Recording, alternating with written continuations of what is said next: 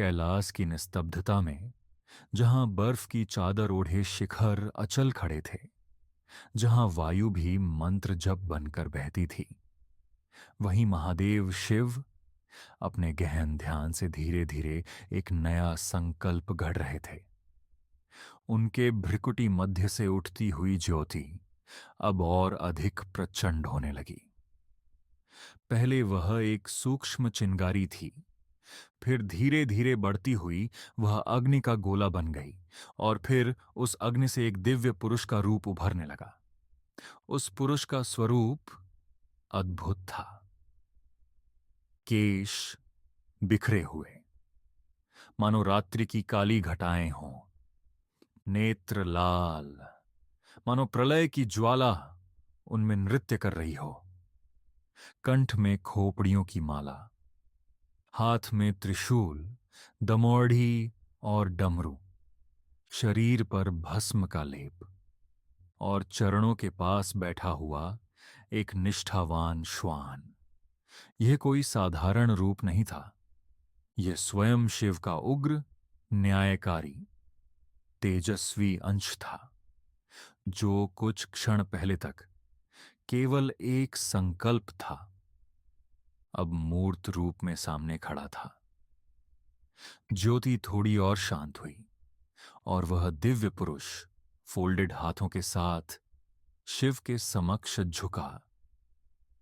यह वही क्षण था जब काल भैरव का अवतार पूर्ण हुआ। शिव की दृष्टि उस नए प्रकट हुए रूप पर पड़ी। उनकी आंखों में संतोष था, क्योंकि अब न्याय का उपकरण तैयार था।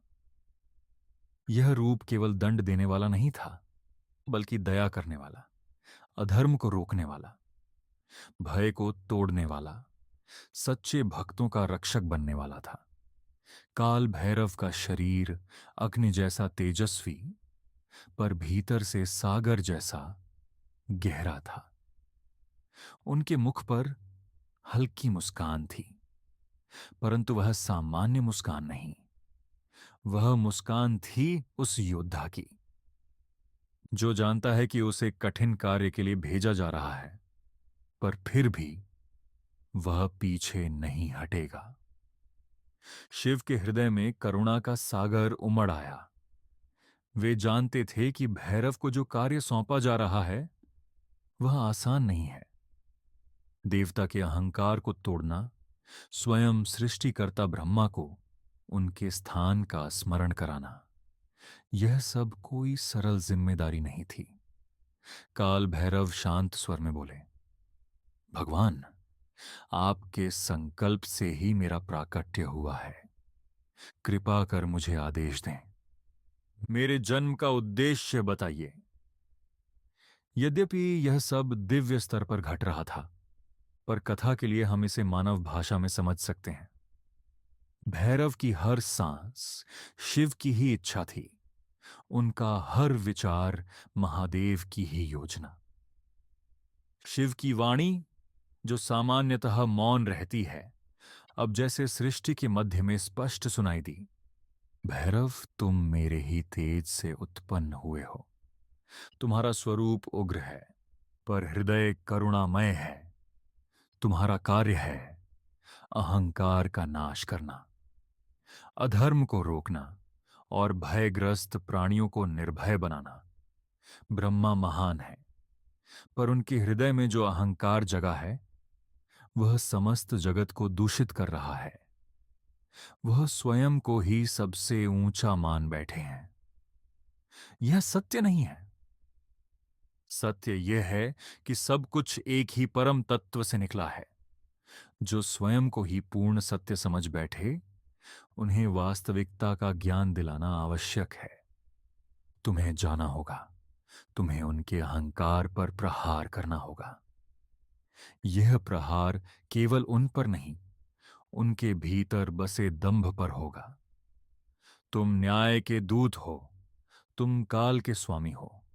जहां धर्म डगमगाएगा, तुम वहां प्रकट हो सकते हो। जहां किसी निष्पाप पर अत्याचार होगा, तुम्हारा ही स्मरण उसे शक्ति देगा। जहां भय जकड़ लेगा, तुम्हारा नाम उसे मुक्त करेगा। काल भैरव ध्यान से सुनते रहे। उनके नेत्रों में अब केवल एक ही भावना थी, अडिग निश्चय। देवता जो दूर खड़े यह सब देख रहे थे, भैरव के प्रकट होते ही उनके हृदय में एक साथ भय और आश्चर्य उमड़ आया।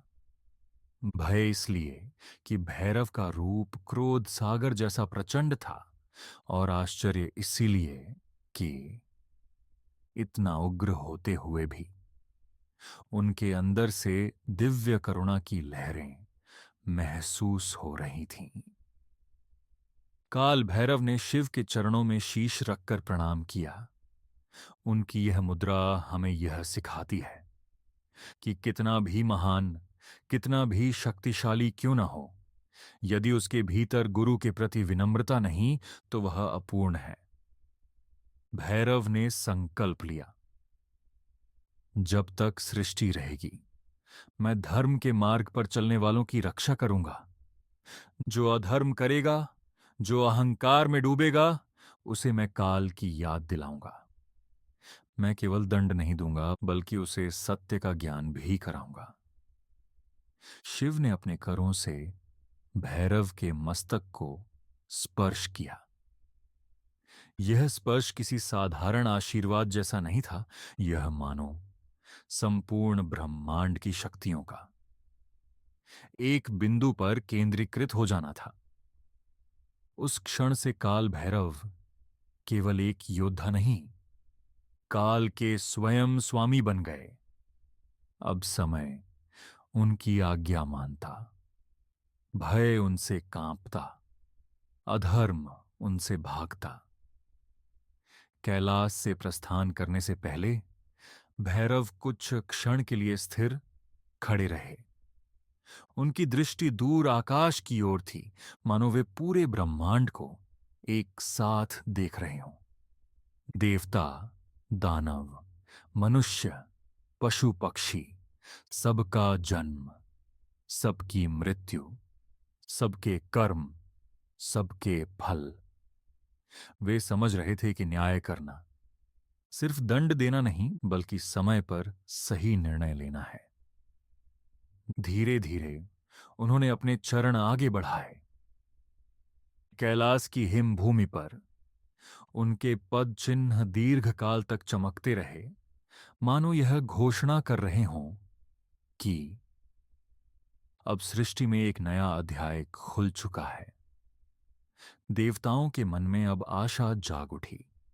वे जानते थे कि अब कोई है जो अन्याय का सामना करेगा, जो सत्य के पक्ष में खड़ा होगा, चाहे सामने स्वयं सृष्टिकर्ता ही क्यों ना हो। काल भैरव अब ब्रह्मा की सभा की ओर बढ़ रहे थे। अगले एपिसोड में हम देखेंगे शमुनसा, कैसे उनका आगमन होता है, कैसे वे ब्रह्मा के अहंकार से आमना सामना करते हैं, और कैसे एक क्षण में देवताओं की सभा का वातावरण बदल जाता है।